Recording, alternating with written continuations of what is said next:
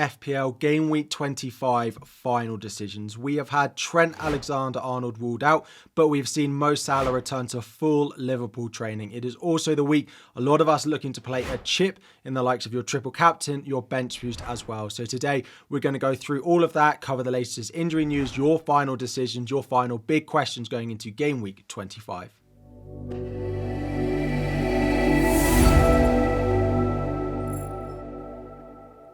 What is up, everyone? Welcome back to another video. FPL Harry here. Before we dive in, 1,000 likes on the videos today and subscribe if you are new around here as well. And it's the same as last week. Where better to start with these final decisions videos than Liverpool, who feel like they are the hot topic of the week every single week, with injuries, with doubles, with blanks coming up. There is so much to talk about. So a reminder, the Liverpool double in Game Week 25 against Brentford and then against Luton, and then they blank in Game Week 26 just one game week later. So the key takeaways from the press conference today were that Mo Salah is back and is available for Liverpool. We don't necessarily know if he's going to start the games against Brentford and against Luton, but he has been back in training, so he should be back in the squad at least for both of those games. On the other hand, Trent Alexander-Arnold, one of the most highly owned defenders in the game in FPL at the moment, has been ruled out, and Klopp says he doesn't feel like he's going to make the Carabao Cup final, which takes place after Game Week 25. So if you own Trent, it does feel like he is a sell this week. Now,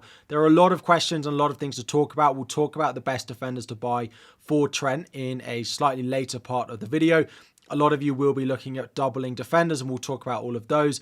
But to cover off the Salah part of the sort of conversation that we've got here, a lot of you will be wondering what that impact has on the likes of Darwin Núñez, on the likes of Diogo Jota, and Luis Diaz as well, if you've gone with those in your Liverpool attack. So personally, I don't think Salah is going to start both games. He's just come back from a hamstring injury.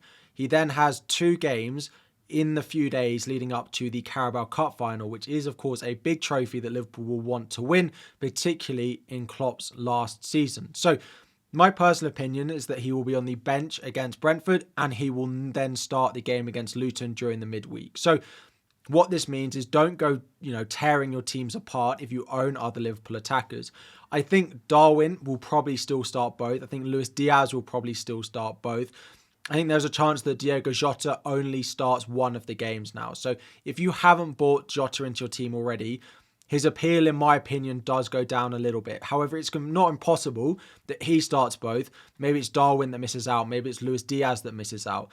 It just adds another element of a little bit of complexity to that Liverpool attack. But I've got Jota, I've got Darwin. I've got no plans on selling them this week. I've got no issues with them. If they don't start one of the games, they'll still likely get 20, 30 minutes off the bench anyway. So my plan with Salah is I think he'll start the Luton game and he'll get minutes off the bench against Brentford, maybe 30 off the bench against Brentford, and then maybe 60, 70 minutes against Luton, depending on how the game is going in that one as well. Now, some of you will be considering buying Mo Salah into your team this week. Now, personally, given I don't think he starts both games, I don't think it's worth going and buying him this week because it will require a lot of surgery. When I look at my teams, it's a -8 minimum to go and buy him into my team. And if that's the case for you, I just don't think it's worth it. I'd have to sell Trent. I'd have to probably sell Saka or Jota. And I'd have to sell another player who I don't want to be selling if I wanted to buy Salah this week. Now, if you want to go and buy him and you can get him for a -4, then yes, in that situation, I might consider it. But I wouldn't sell Saka to do it. I wouldn't sell Jota to do it. I wouldn't sell Foden to do it. So for a lot of you, I personally don't think I'd do it, given I don't think he will start both games. Now, they are the early kickoff, so we might get early team news for Liverpool going into the FPL deadline that tells us whether or not Salah starts. And if Salah does start against Brentford, then in which case seems likely that he might start both in the double. In that situation, then we'd have to review again, and then maybe the -8 starts to become a little bit more realistic. But even then, I probably won't advise doing it. But wait until the deadline because we might know if he's going to start this one or not. Now, the other part of Liverpool that is getting a lot of attention this week is their defence. So they have the best double this week of Brentford away, Luton at home. They have conceded goals to Brentford last time they went away to them. I don't think it's maybe as easy a double from a defensive point of view as maybe for some of the attackers that we are looking to buy and that we've just spoken about. But a lot of you are wondering about defenders for this week. A lot of you have Trent, are wondering what to do with him. You might have Pedro Porro, who we'll talk about in a moment, wondering what to do with him as well. So my issue with Liverpool, again, is that cup final. 3 games in the space of a week. Yes, they do it normally with the Champions League. Yes, all players do have the ability to play 3 games in a week, but I'm not certain that they will. I've got 2 example defenses for you that I think it's very possible that they line up with during the double game week. So the first one is Robertson, Van Dijk, Konate with Bradley at right back. And the second one is Tsimikas coming in for Robertson, Van Dijk staying. I think Van Dijk is the most likely to start both in the double game week. Konza playing instead of Konate. Again, Konate hasn't been necessarily able to play the full 90 minutes 3 times a week. We've seen that so far this season. And then Joe Gomez can play in at right back as well. We have seen that. Now, I'm almost certain that this will be wrong. These won't be the 2 defences that Liverpool line up with against Brentford and against Luton. But what this is highlighting, they basically have 7 full-strength defenders that they can line up with. Now, Robertson is probably more likely to start both, as is Van Dijk. But those of you looking at the likes of Bradley at right back, looking at Gomez, I think there's just too much risk to go and buy there. So if you are buying a Liverpool defender this week, it is Van Dijk and it's maybe Robertson if you want to chase a little bit of threat.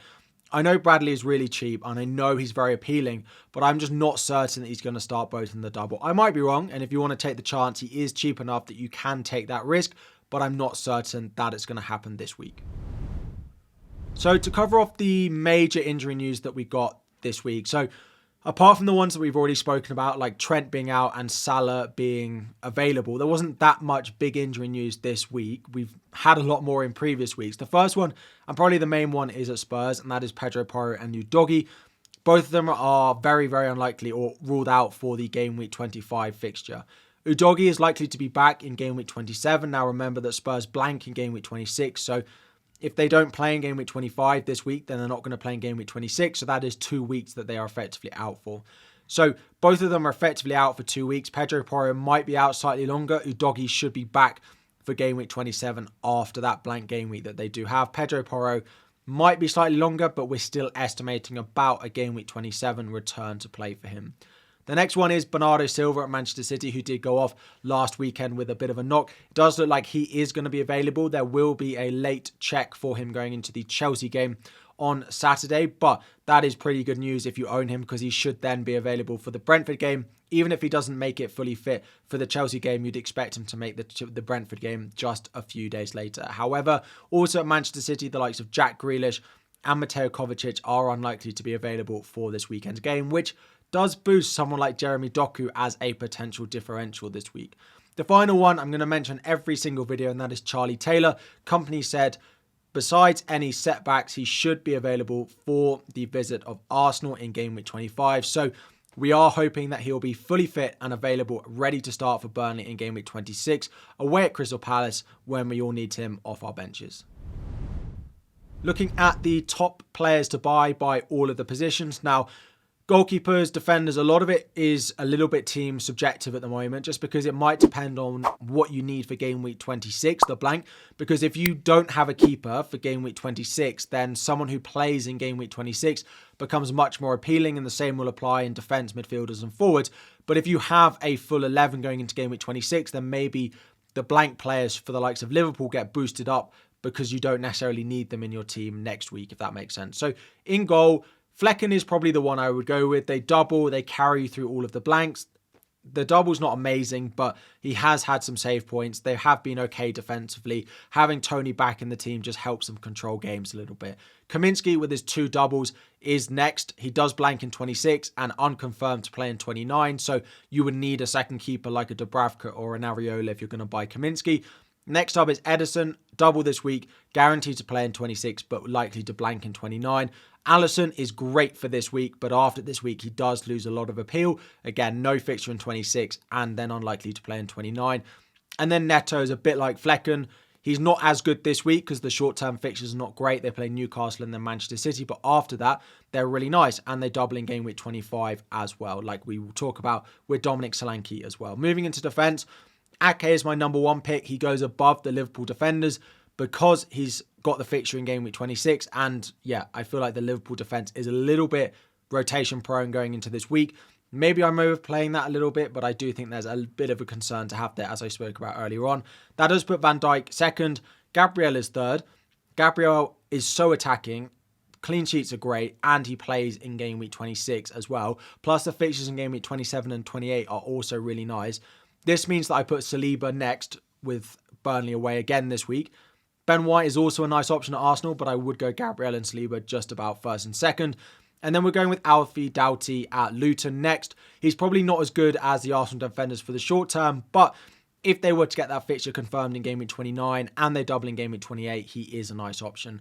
Into midfield, the two Manchester City midfielders go top. So Foden 1, still think he's better value. We have seen De Bruyne get reduced minutes, as we saw in game week 24 when he got benched. So Foden is first. Saka is next. Again, the fixtures coming up for Arsenal are really nice. So I just think I would go with him over the Liverpool duo in Jota and Diaz.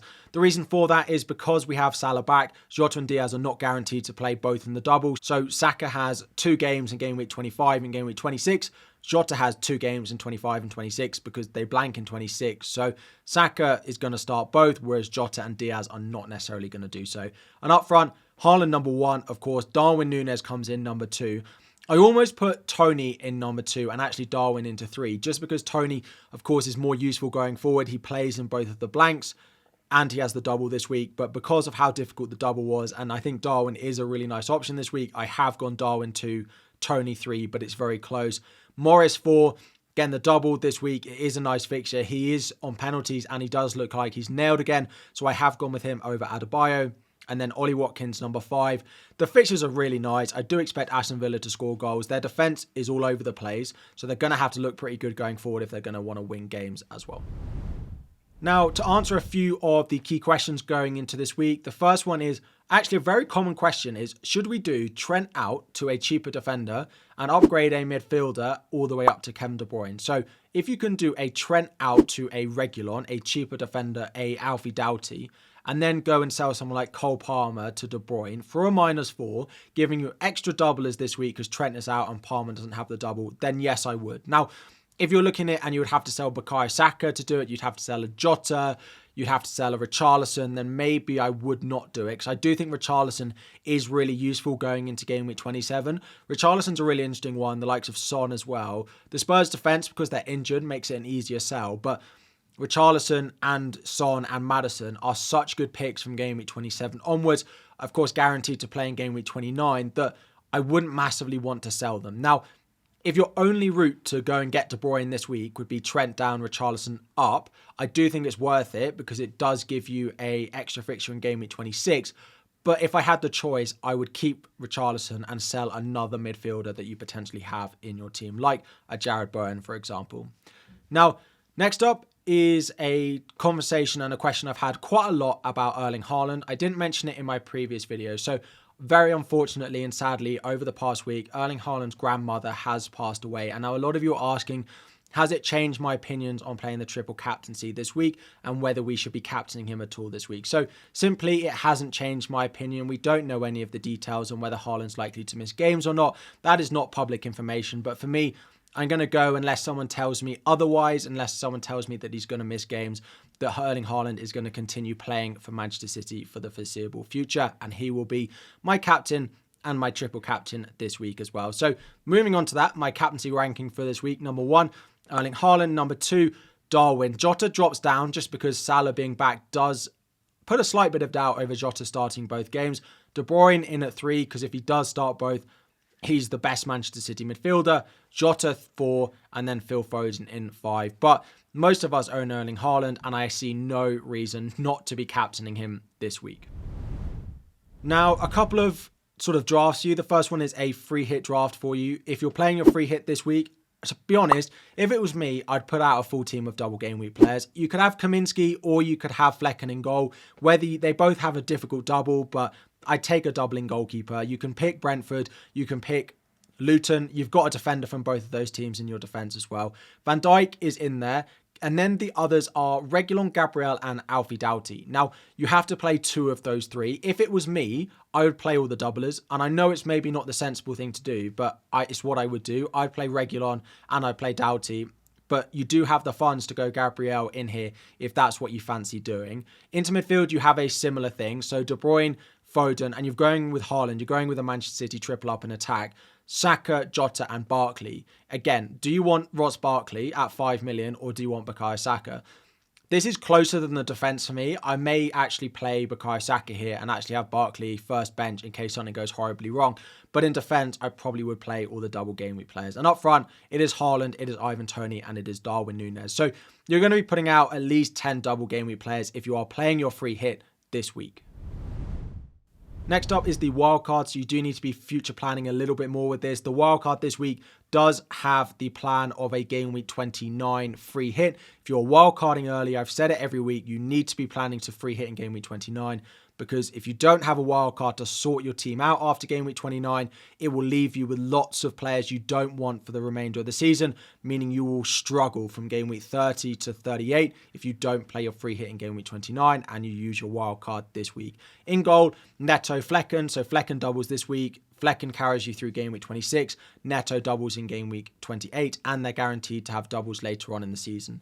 Into defence, you've got Ake, Reguilon, Alfie Doughty, then you've got Gabriel, and then you've got Pau Torres in there as well. Again, you've got a pretty decent defence with some doublers for this week. Into midfield, you've actually gone with triple Liverpool attack. I didn't go with Van Dijk in defence. I didn't quite have the money for it. So I've gone with Diaz and Jota. Saka is in there because of the Arsenal fixtures, and then Phil Foden. Garnacho is the cheap option. Again, he has a great fixture in game week 26 at home to Fulham.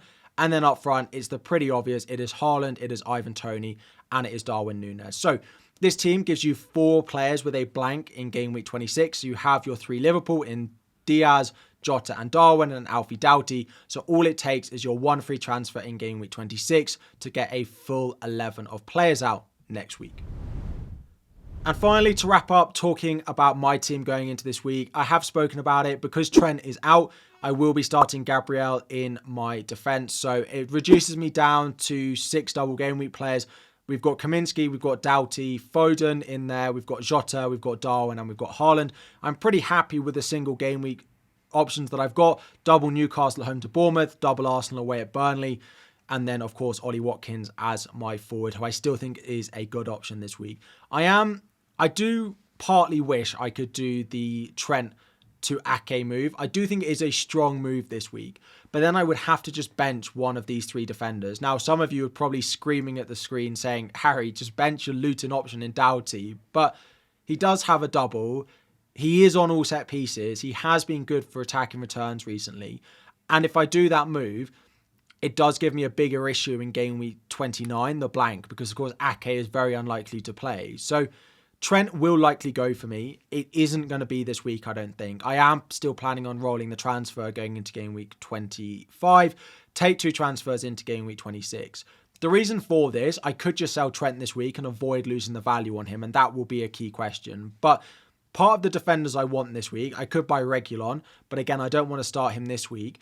I could buy a Aston Villa defender, but they've got so many injuries. I want to see how they perform away at Fulham before I go and buy them.